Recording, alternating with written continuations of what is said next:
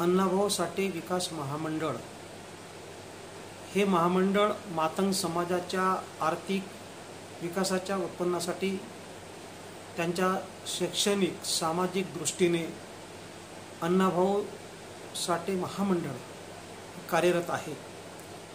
पण गेल्या अनेक महामंडळाकडे निधीचा अभाव असल्यामुळे मूळ योजना राबवल्या जात नाही।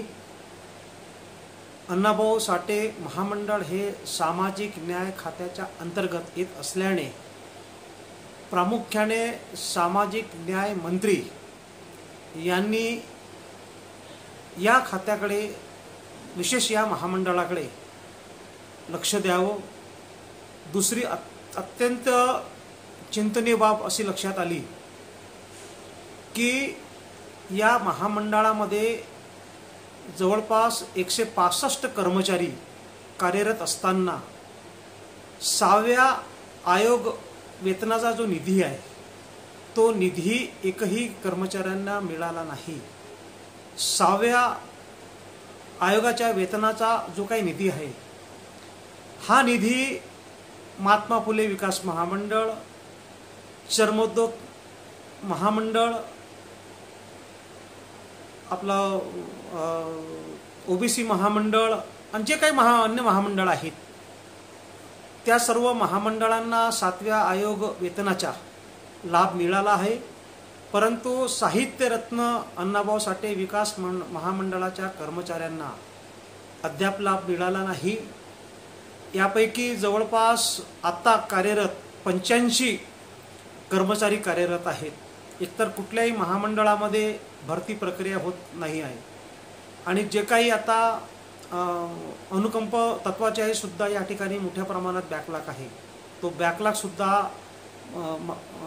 विशेष बाब म्हणून सामाजिक न्याय खात्याने भरून काढावा आणि जो 7व्या आयोग वेतनाचा जो लाभ आहे तो लाभ त्वरित कर्मचाऱ्यांना मिळावा। अनेक महामंडळांच्या कर्मचाऱ्यांना पेन्शन नसल्या कारणाने त्यांच्या आर्थिक आणि उपासमारीची वेळ येण्याची पाळी त्यांच्यावर आहे। आमची मागणी अशी आहे की कुठल्याही क्षणामध्ये आता तर 7वा आयोग वेतन पण लागू झालं आणि जेव्हा सर्व सामाजिक न्याय खात्याच्या अंतर्गत सर्व महामंडळांना जेव्हा 7व्या आयोगाचं वेतन जेव्हा मिळालं तर अण्णाभाऊ साठे विकास महामंडळाचं वेतन का थांबवण्यात आलं? अण्णाभाऊ साठे विकास महामंडळाचे काही कर्मचारी न्यायालयात गेले असताना न्यायालयाने असे निर्देश दिले की या कर्मचाऱ्यांचा आपण विचार करावा आणि स्वाभाविक आहे जेव्हा सामाजिक न्याय खात्याच्या अंतर्गत मग महात्मा फुले विकास महामंडळ असेल, लिटकाम महामंडळ असेल किंवा अजून कोणी महामंडळ असेल यांना सर्व रक्कम मिळाली ना। मग या उर्वरित अण्णाभाऊ साठे विकास महामंडळाच्या कर्मचाऱ्यांना का मिळाले नाही हा अन्याय आहे। हा अन्याय आम्ही खपवून घेणार नाहीत।